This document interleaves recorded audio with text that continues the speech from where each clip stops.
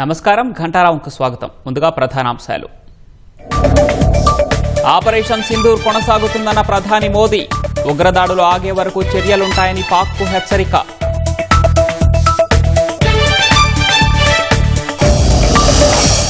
తమ ప్రశ్నలకు మోదీ సరైన సమాధానాలు చెప్పలేదన్న రాహుల్.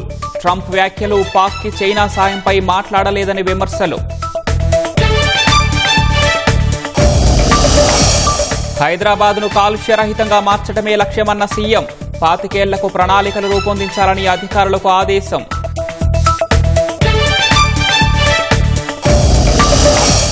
ఏపీ మద్యం కేసులో వెలుగులోకి సంచలన విషయాలు. శంషాబాద్లోని ఫామ్ హౌస్లో 11 కోట్ల నగదు స్వాధీనం.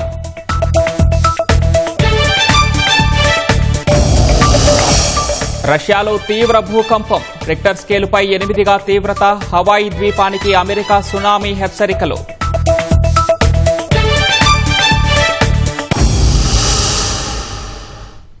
ఏపీ మద్యం కుంభకోణం కేసులో సంచలన విషయాలు వెలుగులోకి వస్తున్నాయి. మద్యం స్కామ్కు సంబంధించిన నగదు హైదరాబాద్ శివారు శంషాబాద్లో భారీగా పట్టుబడింది. మద్యం కేసులోని 40వ నిందితుడిగా ఉన్న వరుణ్ పురుషోత్తం ఇచ్చిన సమాచారంతో 11 కోట్ల రూపాయలను సిట్ అధికారులు పట్టుకున్నారు. ఆంధ్రప్రదేశ్లో వైసీపీ హయాం నాటి మద్యం కేసులో విచారణ వేగవంతంగా సాగుతోంది. ఈ క్రమంలో మద్యం కుంభకోణానికి సంబంధించి కొత్త కోణాలు వెలుగులోకి వస్తున్నాయి. మద్యం కేసులో 40వ నిందితుడిగా ఉన్న వరుణ్ పురుషోత్తం నేరాన్ని అంగీకరించి సంచలన నిజాలు వెల్లడించారు. మద్యం కుంభకోణానికి సంబంధించి నగదు నిల్వల వివరాలను సిట్ అధికారులకు తెలిపారు. నిందితుడు వరుణ్ పురుషోత్తం ఇచ్చిన సమాచారంతో శంషాబాద్లో నగదు డంప్ని సిట్ అధికారులు పట్టుకున్నారు.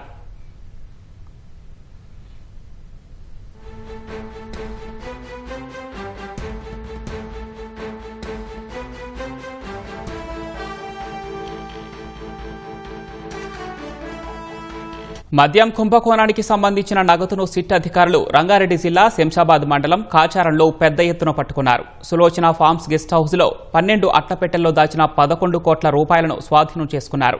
రాజకేశిరెడ్డి సూచనల మేరకు 11 కోట్లను 12 బాక్సుల్లో ఉంచినట్లు సిట్ అధికారులు గుర్తించారు. నగదు సీజ్ ఘటనలో చాణుక్య, వినయ్ పాత్రపైన సిట్ అధికారులు విచారణ చేస్తున్నారు.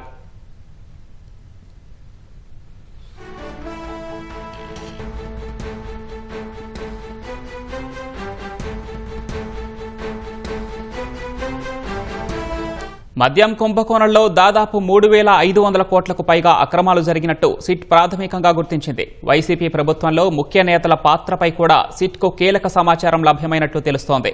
పూర్తి ఆధారాలతో త్వరలో కొందరు పెద్ద తలకాయల పాత్ర కూడా బయటపడే అవకాశం ఉందని సమాచారం.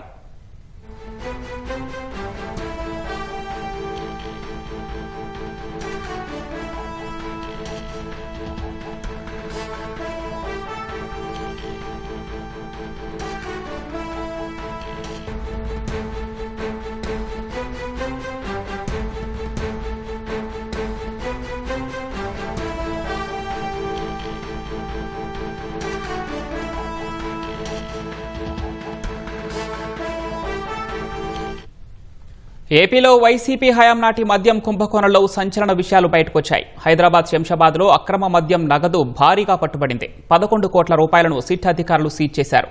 మరింత సమాచారం మా ప్రతినిధి కృష్ణ అడిగి తెలుసుకుందాం. కృష్ణ, చెప్పండి, మద్యం నగదు సీజ్ చేయడంపై మరిన్ని వివరాలేంటి?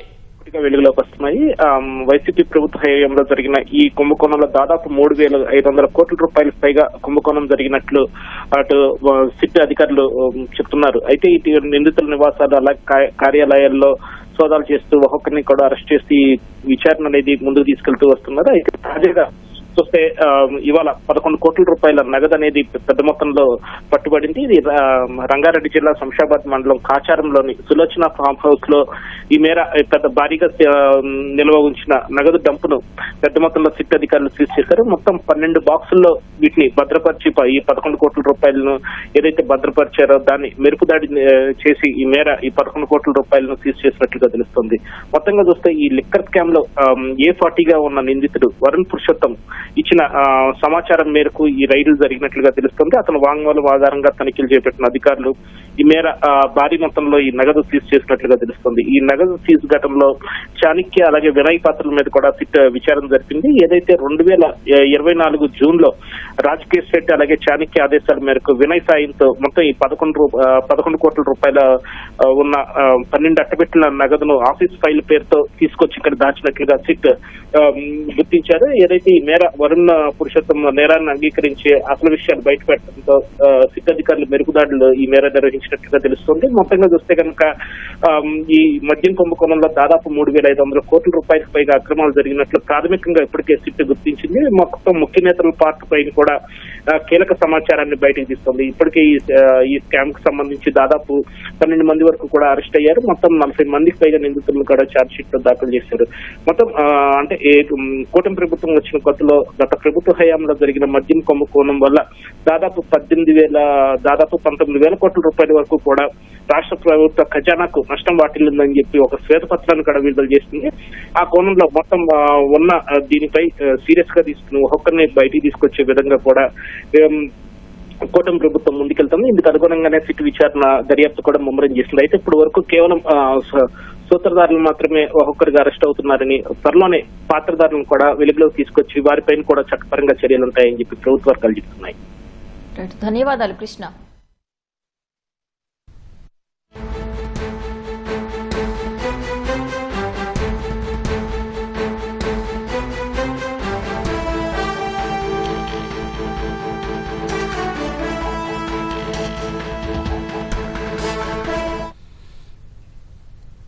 ఆపరేషన్ సింధూర్ ఆపాలని భారత్ను ఏ దేశం కోరలేదని ప్రధాని నరేంద్ర మోదీ తెలిపారు. కాంగ్రెస్ సహా ప్రతిపక్షాలు పాకిస్తాన్ ప్రచారానికి అధికార ప్రతినిధులుగా మారారని మండిపడ్డారు. సైన్యం విజయవంతంగా చేపట్టిన సైనిక చర్య తర్వాత ఉగ్రవాదులు వారి సూత్రధారులతో కలిసి ప్రతిపక్ష పార్టీ కన్నీరు కారుస్తుందని ప్రధాని ఆరోపించారు. పాకిస్తాన్ కొన్నేళ్ల వరకు గుర్తుంచుకునేలా సైన్యం గట్టి జవాబు ఇచ్చిందన్నారు. ఆపరేషన్ సింధూర్పై లోక్సభలో జరిగిన చర్చ సందర్భంగా ఉగ్రవాదంపై భారత్ విధానాన్ని ప్రధాని మోదీ స్పష్టం చేశారు. పహల్గాం ఉగ్రదాడికి ప్రతిస్పందనగా భారత్ నిర్వహించిన బలమైన, విజయవంతమైన, నిర్ణయాత్మకమైన ఆపరేషన్ సింధూర్పై లోక్సభలో జరిగిన ప్రత్యేక చర్చ అధికార విపక్షాల మధ్య వాడివేడిగా సుదీర్ఘంగా సాగింది. సోమవారం మొదలైన ఈ చర్చ మంగళవారం కూడా కొనసాగింది. లోక్సభలో 16 గంటలకు పైగా జరిగిన చర్చకు ప్రధాని మోదీ 102 నిమిషాల పాటు సుదీర్ఘంగా సమాధానమిచ్చారు. భారత్ చేపట్టిన సైనిక చర్య విజయోత్సవం అంటూ అధికార పక్షం హర్షధ్వానాల మధ్య ప్రకటించారు. పాకిస్తాన్లోని ఉగ్రస్థావరాలపై దాడుల తర్వాత సైనిక చర్య జరిపినట్లు భారత డీజీఎంఓ పాకిస్తాన్కు సమాచారమిచ్చినట్లు ప్రధాని తెలిపారు. పాక్ సైన్యం జరిపిన ప్రతి దాడికి కొన్నేళ్లు మరచిపోని విధంగా సైన్యం తిరిగి జవాబిచ్చినట్లు పేర్కొన్నారు. వేర్వేరు ప్రాంతాల్లో జరిపిన దాడుల ద్వారా పాకిస్తాన్ను మోకాళ్లపై నిలబెట్టినట్లు ప్రధాని మోదీ చెప్పారు. సాంకేతికత ఆధారిత యుగంలో ఆపరేషన్ సింధూర్ సందర్భంగా భారత రక్షణ వ్యవస్థ తన సామర్థ్యాన్ని నిరూపించుకుందన్నారు. పాకిస్తాన్ ప్రయోగించిన 1000 డ్రోన్లు క్షిపణుల్ని గాల్లోనే ధ్వంసం చేసినట్లు తెలిపారు. ఉగ్రవాదంపై భారత్ వైఖరితో పాటు విధానాన్ని ప్రధాని మోదీ స్పష్టం చేశారు. आतंक की घटनाएं पहले भी देश में होती थी, लेकिन पहले आतंकवादियों के मास्टरमाइंड निश्चिंत होते थे और वो आगे की तैयारी में लगे रहते थे. उनको पता था कुछ नहीं होगा, लेकिन अब स्थिति बदल गई है. अब हमले के बाद मास्टरमाइंड को नींद नहीं आती. उनको पता है कि भारत आएगा और मार के जाएगा. ये न्यू नॉर्मल भारत ने सेट कर दी. दुनिया ने देख लिया कि हमारी कार्यवाही का दायरा कितना बड़ा, स्केल कितना बड़ा. सिंदूर से लेकर के सिंधु तक पाकिस्तान पर कार्रवाई की है. ऑपरेशन सिंदूर से स्पष्ट होता है कि भारत ने 3 सूत्र तय किए हैं. अगर भारत पर आतंकी हमला हुआ तो हम अपने तरीके से, अपनी शर्तों पर, अपने समय पर जवाब दे करके रहेंगे. दूसरा, कोई भी न्यूक्लियर ब्लैकमेल अब नहीं चलेगा. और तीसरा, हम आतंक की सरपरस्त सरकार और आतंक के आकाओं उनको अलग अलग नहीं देखेंगे. కాల్పుల విరమణకు అమెరికా అధ్యక్షుడు డొనాల్డ్ ట్రంప్ మధ్యవర్తిత్వం వహించారన్న ప్రతిపక్షాల ఆరోపణల్ని ప్రధాని మోదీ తోసిపుచ్చారు. 193 దేశాల్లో కేవలం 3 మాత్రమే పాకిస్తాన్కు మద్దతు ప్రకటించగా మిగతా దేశాలన్నీ భారత్ చర్యను సమర్థించాయని తెలిపారు. సైనికుల పరాక్రమాన్ని ప్రపంచమంతా చూసిందని, కాంగ్రెస్ మాత్రం వారి సాహసాన్ని గుర్తించకపోవడం బాధాకరమని ప్రధాని మోదీ అన్నారు. दुनिया में किसी भी देश ने रोका नहीं है. ये भारत की स्पष्ट नीति थी, सेना के साथ मिलकर के तय की हुई नीति थी और वे ये थी कि हम आतंक, उनके आका, उनके ठिकाने, ये हमारा लक्ष्य है। और हमने कहा कि हमारा एक्शन नॉन एक्सिलेटरी है, ये हमने कह करके किया है और इसके लिए साथियों हमने हमला रोका। दुनिया के किसी भी नेता ने भारत के ऑपरेशन रोकने के लिए नहीं कहा। 193 कंट्री में सिर्फ 3 देश ऑपरेशन सिंदूर के दौरान पाकिस्तान के समर्थन में बयान दिया था। तमाम देश भारत को समर्थन मिला, दुनिया का समर्थन तो मिला, लेकिन ये दुर्भाग्य है कि मेरे देश के वीरों के पराक्रम को कांग्रेस का समर्थन नहीं। ఆపరేషన్ సింధూర్ సమయంలో అమెరికా ఉపాధ్యక్షుడు జేడీ వాన్స్ తనకు ఫోన్ చేసిన విషయాన్ని ప్రధాని మోదీ సభకు తెలిపారు. ఆ సమయంలో పాక్ బెదిరింపుల విషయమై ఆయనకు భారత్ వైఖరిని కుండబద్దలు కొట్టినట్లు వివరించినట్లు ప్రధాని మోదీ చెప్పారు. तो अमेरिका के उपराष्ट्रपति जी ने मुझे फोन पे बताया कि पाकिस्तान बहुत बड़ा हमला करने वाला है, ये उन्होंने मुझे बताया। मेरा जो जवाब था, जिनको समझ नहीं आता है उनको तो नहीं आएगा। अगर पाकिस्तान का ये इरादा है तो उसे बहुत महंगा पड़ेगा, ये मैंने अमेरिका के उपराष्ट्रपति को कहा। अगर पाकिस्तान हमला करेगा तो हम बड़ा हमला कर करके जवाब देंगे, ये मेरा जवाब था। और आगे मेरा एक वाक्य था, मैंने कहा था हम गोली का जवाब गोले से देंगे।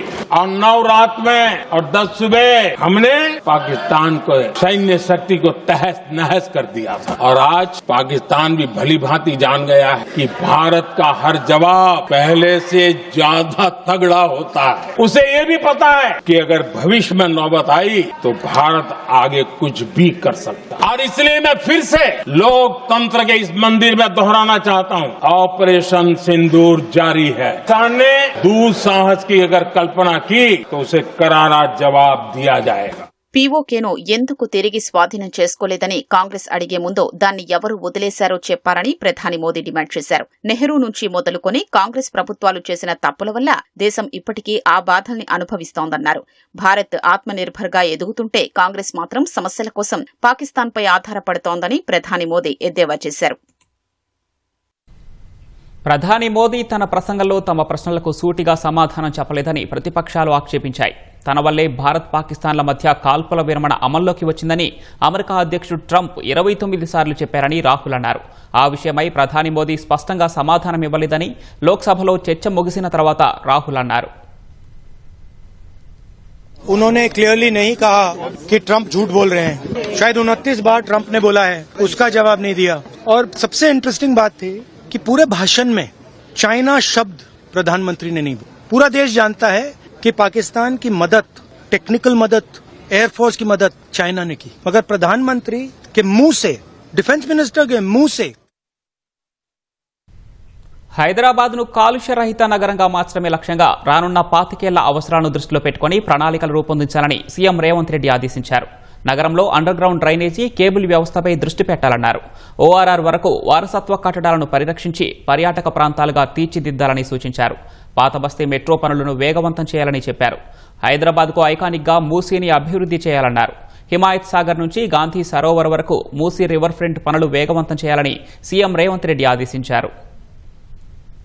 హైదరాబాద్ నగరాన్ని పర్యావరణహితంగా మార్చాలని ముఖ్యమంత్రి రేవంత్ రెడ్డి ఆదేశించారు. విపరీతమైన కాలుష్యంతో ఢిల్లీ, ముంబై, చెన్నై వంటి నగరాల్లో ప్రజలు తీవ్ర ఇబ్బందులు ఎదుర్కొంటున్నారని ప్రస్తావించిన సీఎం అలాంటి పరిస్థితి హైదరాబాద్లో తలెత్తకూడదన్నారు. కోర్ సిటీలోని కాలుష్యకారక పరిశ్రమలను ఓఆర్ఆర్ బయటకు తరలించాలని సీఎం ఆదేశించారు. హైదరాబాద్ను కాలుష్యరహితంగా మార్చేందుకు రానున్న 25 ఏళ్ల అవసరాలను దృష్టిలో పెట్టుకుని ప్రణాళికలు రూపొందించాలని ముఖ్యమంత్రి సూచించారు. ఢిల్లీ, ముంబై, చెన్నై వంటి నగరాల్లో సమస్యలను అధ్యయనం చేయాలని పేర్కొన్నారు. పురపాలక, పట్టణాభివృద్ధి శాఖ అధికారులతో ముఖ్యమంత్రి రేవంత్ రెడ్డి కమాండ్ కంట్రోల్ కార్యాలయంలో హైదరాబాద్ మహానగర అభివృద్ధిపై సమీక్ష నిర్వహించారు. హైదరాబాద్లో under ground drainage, under ground cable వ్యవస్థపై ప్రత్యేక దృష్టి సారించాలని సీఎం అధికారులను ఆదేశించారు. సంబంధిత శాఖలన్నీ సమగ్ర డీపీఆర్లు తయారు చేయాలని తెలిపారు. సింగిల్ యూజ్ ప్లాస్టిక్ ను నిషేధించాలని, నిర్మాణ రంగ వ్యర్థాలను నగరంలో ఎక్కడ పడితే అక్కడ డంపు చేయకుండా చూడాలని సీఎం ఆదేశించారు. ఉద్దేశపూర్వకంగా అలా చేసే వారిపై కఠిన చర్యలు తీసుకోవాలన్నారు. హైదరాబాద్ నగరంలో మంచినీరు, మురుగునీటి సరఫరా వ్యవస్థను పూర్తిగా సంస్కరించాలన్నారు. ప్రజలకు మెరుగైన సేవలు అందేలా హైదరాబాద్ నగర మంచినీటి సరఫరా సివరేజీ బోర్డు ప్రత్యేక శ్రద్ధ వహించాలని సీఎం ఆదేశించారు. బోర్డు తమకున్న వనరులను ఏ విధంగా సద్వినియోగం చేసుకోవాలనే అంశంపై ప్రత్యేక ప్రణాళిక రూపొందించుకోవాలని సీఎం సూచించారు. ఓఆర్ఆర్ పరిధిలోని వారసత్వ కట్టడాలను పరిరక్షించి వాటిని పర్యాటక ప్రదేశాలుగా తీర్చిదిద్దేందుకు Quli Qutb Shahi urban development authority మార్గదర్శకాలను సవరించి మరింత బలోపేతం చేయాలని సీఎం ఆదేశించారు. పాత బస్తీలో మెట్రో పనుల కోసం అవసరమైన నిధులు ఇప్పటికే విడుదల చేసినందున పనులు వేగవంతం చెయ్యాలని అధికారులను ఆదేశించారు. మెట్రో ఇతర ఫేజ్ల అనుమతులు తదితర విషయాల్లో జాప్యం జరిగితే సహించేది లేదని హెచ్చరించిన సీఎం రేవంత్ రెడ్డి కేంద్ర పట్టణాభివృద్ధి శాఖతో సమన్వయం చేసుకుంటూ త్వరగా పనులు పట్టాలెక్కేలా చూడాలని అధికారులకు సూచించారు. ప్యారడైజ్ జంక్షన్ నుంచి శామీర్పేట ఓఆర్ఆర్ వరకు ఎలివేటెడ్ కారిడార్ పనులు వేగవంతం చేయాలని సీఎం ఆదేశించారు. హిమాయత్ సాగర్ నుంచి గాంధీ సరోవర్ వరకు మూసీ రివర్ ఫ్రంట్ పనులు వేగవంతం చేయాలని ముఖ్యమంత్రి రేవంత్ రెడ్డి అధికారులను ఆదేశించారు. మూసీ రివర్ ఫ్రంట్ కు ప్రత్యేకగా కొత్వాల్గూడ జంక్షన్ లో India gate, gateway of India, Charminar లాంటి ఓ ల్యాండ్ మార్క్ ను నిర్మించాలని సీఎం సూచించారు. మూసీపై బ్రిడ్జి కమ్ బ్యారేజీలకు ప్రణాళికలు చేయాలన్నారు. అనుమతులు, నిబంధనల విషయంలో తగిన జాగ్రత్తలు తీసుకోవాలని సీఎం రేవంత్ రెడ్డి స్పష్టం చేశారు. మీరాలం ట్యాంకు ఎదుట ఏర్పాటు చేసిన ఎస్టీపీలు వాటి సామర్థ్యానికి అనుగుణంగా పనిచేసేలా చూడాలని సీఎం ఆదేశించారు. జూ పార్క్, మీరాలం ట్యాంకు సమీపంలో పర్యాటకులు బస చేసేందుకు వీలుగా అధునాతన వసతులతో హోటల్ నిర్మించాలన్నారు. జూ పార్క్, మీరాలం ట్యాంకుతో పాటు నగరాన్ని వీక్షించేలా హోటల్ ఉండాలని సీఎం అభిప్రాయపడ్డారు. 2 ఏళ్లుగా సుదూర ప్రాంతాల్లో పనిచేస్తున్న ప్రధానోపాధ్యాయులను బదిలీ చేయాలని తెలంగాణ గెస్టెడ్ ప్రధానోపాధ్యాయుల సంఘం విజ్ఞప్తి చేసింది. ఆ తర్వాతే ప్రభుత్వం పదోన్నతుల ప్రక్రియ చేపట్టాలని కోరింది. 22 ఏళ్ల నుంచి పనిచేస్తున్న ప్రధానోపాధ్యాయులకు డైట్ సీనియర్ అధ్యాపకులుగా, ఉప విద్యాశాఖ అధికారులుగా పదోన్నతులు కల్పించాలన్నది. ఈ మేరకు హైదరాబాద్ బషీర్బాగ్ ప్రెస్ క్లబ్లో సంఘం నేతలు సమావేశం ఏర్పాటు చేశారు. జిల్లా స్థాయి పోస్టులను మల్టీ జోన్లలో చేర్చడం వల్ల 300 నుంచి 500 కిలోమీటర్ల దూరంలోకి వెళ్లి పనిచేయాల్సి వచ్చిన దుస్థితి నెలకొందని ఆవేదన వ్యక్తం చేశారు. 1989 నుంచి ఈనాటి మట్టికి బదిలీల తర్వాత మాత్రమే ప్రమోషన్స్ అనేవి జరిగినాయి. మేము ప్రమోషన్ తీసుకున్నప్పుడు తొలిసారిగా మల్టీ జోన్ అయింది 19 జిల్లాలు సార్.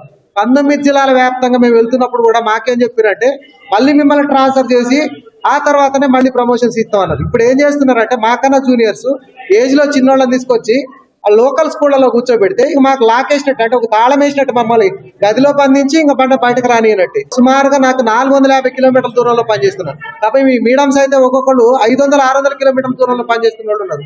భర్తలు వేరే దగ్గర టీచర్లో లేకపోతే ఏదో ఉద్యోగంలో ఉన్నారు. ఇట్లాంటి అనేక సమస్యలు ఇవాళ దీని వెనుక ఉన్నాయి. బదిలీ చేసిన తర్వాత ప్రమోషన్ ఇవ్వండి, ఏమి దానికే పెద్ద విషయం ఏం కాదు. మాకు బదిలీల తర్వాతనే ప్రమోషన్స్ ఇవ్వండి. మేము ప్రమోషన్స్ కి వ్యతిరేకం కాదు. ఇది వరకు 18లో బదిలీలు ముందు ప్రమోషన్స్ ఇస్తామంటే ఆ రోజు గట్టిగా సీనియర్ ప్రధానోపాధ్యాయులు ఎవరైతే ఉన్నారో వాళ్ళు మాకు బదిలీ ఇచ్చిన తర్వాతనే ప్రమోషన్స్ ఇవ్వండి అన్నందుకు మేము 5 సంవత్సరాలు ఆగాల్సి వచ్చింది. 18 నుంచి 23 వరకు. ఆ రోజు కనుక మాకు ప్రమోషన్స్ ఇచ్చినట్టయితే మా సొంత జిల్లాల్లో మేము ఉండేవాళ్ళం. కానీ మేము బదిలీలు ఇవ్వనియండి అని మేము సీనియర్స్ కి మేము రెస్పెక్ట్ చేసి మేము ఈ రోజు ఇన్ని రోజులు మేము ఇన్ని బాధలు అనుభవిస్తున్నాం. పౌర సమాచార అధికారులకు ఆర్టీఐ యాక్ట్ 2005 పూర్తి అవగాహన కలిగి ఉండాలని సమాచార హక్కు చట్టం ప్రధాన కమిషనర్ చంద్రశేఖర్ రెడ్డి స్పష్టం చేశారు. మెదక్ కలెక్టరేట్లో సమాచార హక్కు చట్టం 2005పై జిల్లాలో ఉన్న అన్ని ప్రభుత్వ శాఖల పౌర సమాచార అధికారులకు అవగాహన సదస్సు నిర్వహించారు. ఈ కార్యక్రమంలో ముఖ్య అతిథిగా కమిషనర్ చంద్రశేఖర్ రెడ్డి పాల్గొన్నారు. ప్రభుత్వ పథకాల అమలు, నిధుల వినియోగం, అవినీతి నిర్మూలన లక్ష్యంగా సమాచార హక్కు చట్టం అమలులోకి వచ్చిందన్నారు. Since you people are doing a wonderful job, this is one of the districts where minimal number of cases are to be addressed by the Commission in terms of petitions, in terms of complaints. So that is the reason why we have chosen the method first. And I'm sure with your interaction and our initiative, we'll be able to make it 0 today. And from tomorrow onwards, you can be promptly attending to the new cases, whatever are coming. So in the commission last 1.5 years, no hearings took place. Next one was the Food for Work program, Kisan Mazdoor Shakti Sangatan.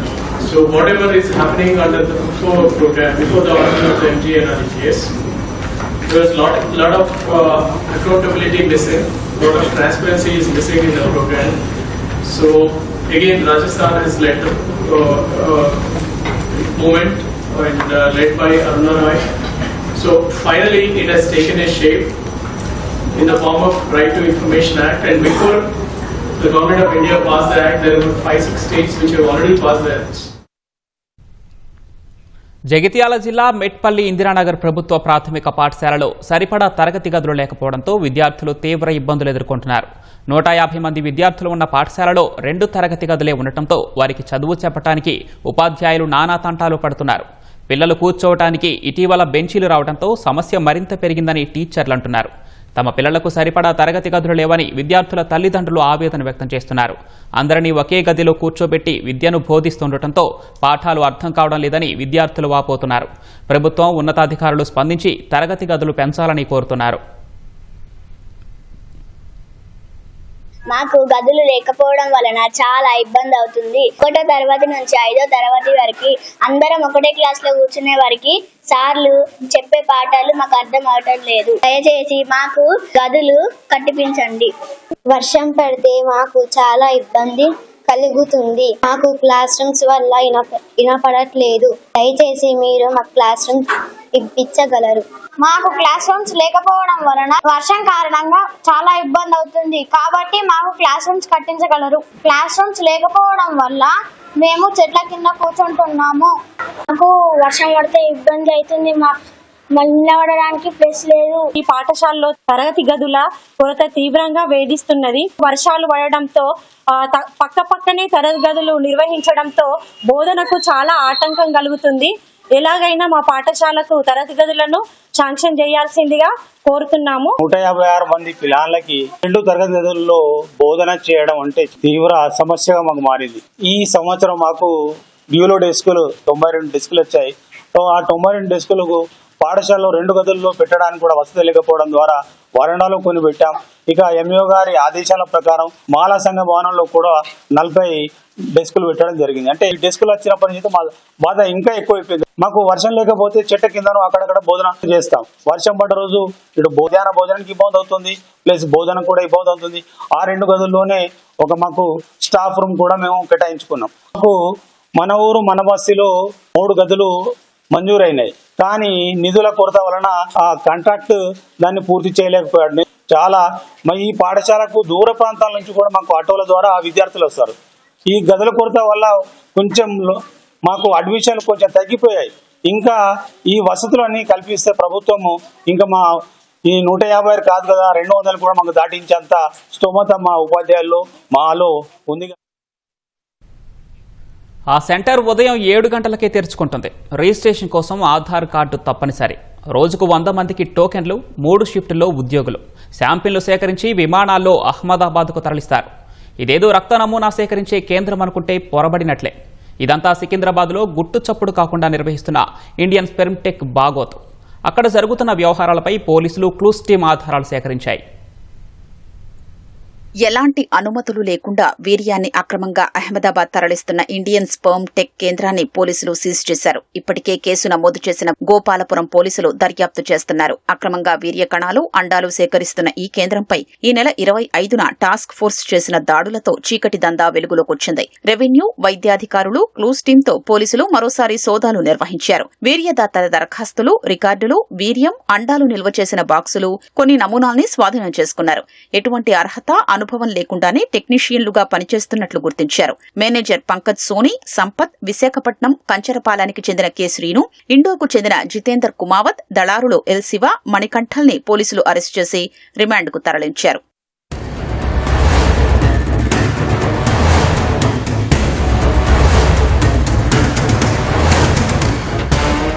Case దర్యాప్తులో భాగంగా పోలీసులు కీలక అంశాల్ని గుర్తించారు. అహ్మదాబాద్ కేంద్రంగా నడుస్తున్న Indian sperm tech పేరిట regimental బజార్లో నెలన్నర క్రితం ఈ కేంద్రాన్ని తెరిచారు. వీర్యం, అండాల దాతల్ని గుర్తించేందుకు దళారుల్ని నియమించారు. వీర్యదానం చేసేందుకు వచ్చేవారికి తప్పనిసరిగా ఆధార్ కార్డు ఉండాలని నిబంధన పెట్టారు. ఉదయం 7 గంటలకే కేంద్రం తలుపులు తీసేవారు. క్రమంగా రద్దీ పెరగడంతో ఆధార్ కార్డుతో వచ్చిన వారికి టోకెన్ ఇచ్చి ఏ సమయంలో రావాలనేది నిర్దేశించేవారు. క్రమంగా రోజుకు 100 టోకెన్లు ఇచ్చేంతగా దాతలు పెరగడంతో ఉదయం 8 నుంచి రాత్రి 8 గంటల వరకు సేవలు అందించేవారు. 5 నుంచి 10 మంది జట్టుగా మార్చి వారిని షిఫ్ట్ల వారీగా రప్పించేవారు. వీర్యం సేకరించాక ఒక్కొక్కరికి 800 నుంచి 1000 రూపాయలు ఇస్తున్నట్లు నిర్వాహకులు తెలిపారు. ఒకసారి వచ్చిన వ్యక్తిని మరో 3 నెలలకు రావాలని సూచించేవారని సమాచారం. సేకరించిన వీర్యాన్ని ప్రత్యేక బాక్సుల్లో -260 డిగ్రీల ఉష్ణోగ్రతలో భద్రపరిచేవారు. అదే రోజు సాయంత్రం 4 గంటలకు ఆ బాక్సుల్ని వాహనంలోకి చేర్చేవారు. విమానాల్లో అహ్మదాబాద్ చేరవేస్తున్నట్లు పోలీసులు గుర్తించారు. రాత్రి వేళల్లో సేకరించిన దాన్ని మరుసటి రోజు బాక్సుల్లో భద్రపరిచేవారు. ఈ కేంద్రంలో 48 గంటల పాటు నిల్వ చేసే సామర్థ్యం ఉన్న ఫ్రిడ్జ్లు ఏర్పాటు చేశారు. మహిళల నుంచి కూడా అండాలు సేకరిస్తున్నారు. పోలీసుల తనిఖీల్లో వీర్యదాతలు 17 మంది, అండాలు ఇచ్చిన మహిళలు 11 మంది ఉన్నట్లు నిర్ధారించారు.